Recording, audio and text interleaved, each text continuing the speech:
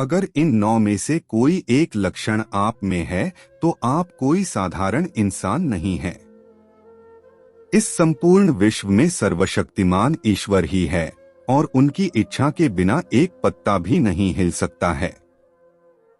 यह बात समय समय पर सिद्ध हो चुकी है कि ईश्वर प्रत्यक्ष रूप से भले ही दिखाई ना दें, लेकिन अप्रत्यक्ष रूप से वह इस संसार के कण कण में बसे हुए हैं। यह बात भी सत्य है कि हम में से कुछ लोग बहुत भाग्यशाली होते हैं क्योंकि उन पर ईश्वर की विशेष कृपा होती है और कुछ ऐसी शक्तियां उनके आसपास हमेशा विद्यमान होती है जो हर समय उन्हें सही मार्ग दिखाती है और हर मुश्किल में उनकी सहायता करती है। यही नहीं, यह ईश्वरीय शक्तियां कुछ ऐसे व्यक्तियों को चुनती है जो खुद भी सही मार्ग पर चले और दूसरे लोगों का भी सही मार्गदर्शन कर सके तथा उनकी सहायता कर सके। लेकिन हमें कैसे पता चल सकता है कि किन व्यक्तियों के पास अलौकिक शक्ति है या कौन से व्यक्तियों पर ईश्वर की कृपा है? तो आपको बता दें कि हमारे प्राचीन ग्रंथों में कुछ ऐसे संकेतों के बारे में बताया गया है जिनसे हम यह समझ सकते हैं कि किन व्यक्तियों पर ईश्वर की कृपा तथा अलौकिक शक्तियां हैं। तो चलिए जान लेते हैं उन संकेतों के बारे में। पहला संकेत, जिन व्यक्तियों के अंदर काम, क्रोध, ईर्ष्या, मोह, माया, लोभ तथा अहंकार जैसी भावनाएं नहीं होती, उन व्यक्तियों पर ईश्वर की विशेष कृपा होती है। ऐसे व्यक्ति व्यभिचार नहीं करते, उन्हें क्रोध नहीं आता या अपने क्रोध पर काबू रखना आता है। ऐसे व्यक्ति अपने मुख से कभी गाली गलौज नहीं करते। ऐसे व्यक्ति अपने मन में ईर्ष्या की भावना ना रखकर दया और प्रेम की भावना से दूसरों से पेश आते हैं। ऐसे व्यक्ति संतोष वृत्ति के होते हैं, यानी कि उसे किसी भी वस्तु का अत्यधिक लालच नहीं होता है। उसे जितना प्राप्त होता है उसमें वह स्वयं को संतुष्ट मानते हैं। दूसरा संकेत, यदि किसी व्यक्ति को सपने में कई बार मंदिर या उसके आसपास का परिसर दिखाई देता है तो शास्त्रों में ऐसे व्यक्ति को भाग्यशाली माना गया है। जिन व्यक्तियों को अपने सपने में ईश्वर का बार बार साक्षात्कार होता है, उन्हीं व्यक्तियों के साथ ईश्वरीय शक्तियां जुड़ी होती है। भगवान ऐसे व्यक्तियों को कुछ विशिष्ट संकेत भी दे सकते हैं जिनसे वह व्यक्ति समझ सकता है कि अलौकिक शक्तियां हर कदम पर उसके साथ हैं। तीसरा संकेत, जो व्यक्ति अपने दैनिक कार्य से बचा हुआ समय ईश्वर की भक्ति, आराधना और नामस्मरण में व्यतीत करता है और ईश्वर को सत्य मानते हुए उनकी अनुभूति करने में समर्थ होता है, वास्तव में उस व्यक्ति के आसपास एक ईश्वरीय शक्तियों का पवित्र घेरा होता है जिसके कारण उसे ईश्वर का आभास होता रहता है। चौथा संकेत, जो व्यक्ति समाज के प्रति अपना दायित्व समझते हुए सद्कार्य और पुण्य के काम करते हैं तथा मुसीबत में फंसे लोगों व गरीब और लाचार व्यक्तियों की यथासंभव सहायता करते हैं। आपदा और विपदा के समय मनुष्य तथा पशु पक्षियों की हर तरह से सहायता करते हैं तथा वृद्ध, असहाय और अपंग लोगों की समर्पित भाव से सेवा करना अपना कर्तव्य समझते हैं। ऐसे व्यक्ति वास्तव में समाज के लिए उदाहरण सिद्ध होते हैं। लेकिन आपको यह बता दें कि हर कोई व्यक्ति यह काम नहीं करता है।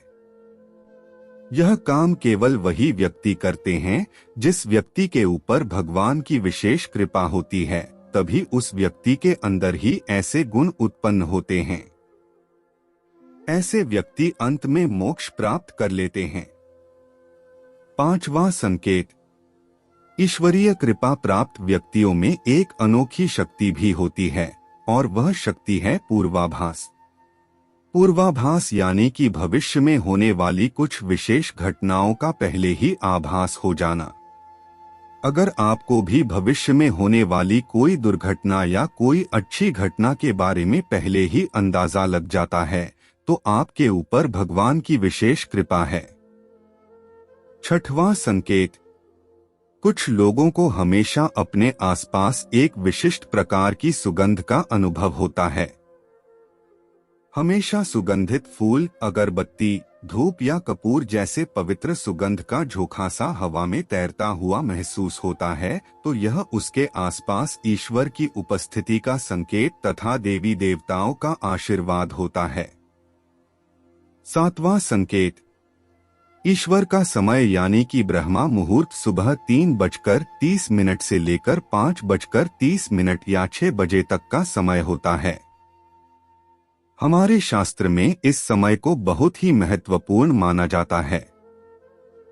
ब्रह्मा मुहूर्त को देवताओं का समय माना गया है, क्योंकि इस समय के वातावरण में एक सकारात्मक ऊर्जा का संचार होता है।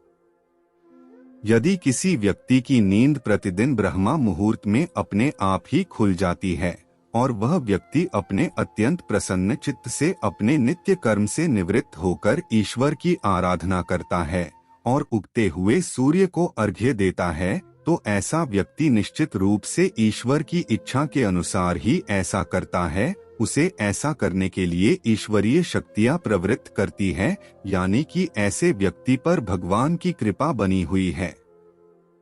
8वां संकेत, कई बार हम किसी मंदिर या धार्मिक स्थल पर भजन कीर्तन या कथा सुनने जाते हैं।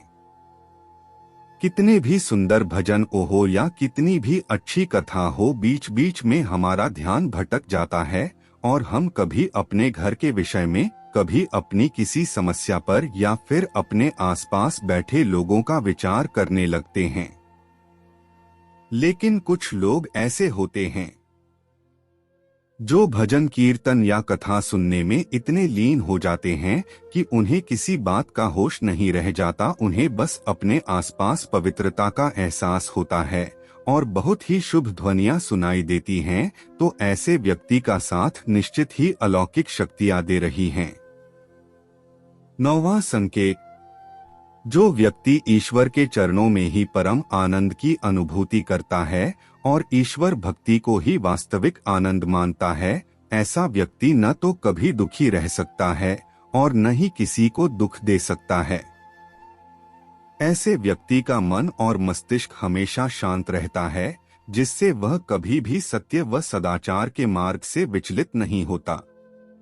यह उसे ईश्वर से मिला एक विशेष आशीर्वाद होता है, जिससे वह समाज में हमेशा मान और सम्मान प्राप्त करते हैं। आशा करते हैं कि हमारी प्रस्तुति आपको काफी पसंद आई होगी। आपसे अनुरोध है कि आप इस वीडियो को ज्यादा से ज्यादा लोगों तक पहुंचाने के लिए लाइक, शेयर और सब्सक्राइब करें। धन्यवाद।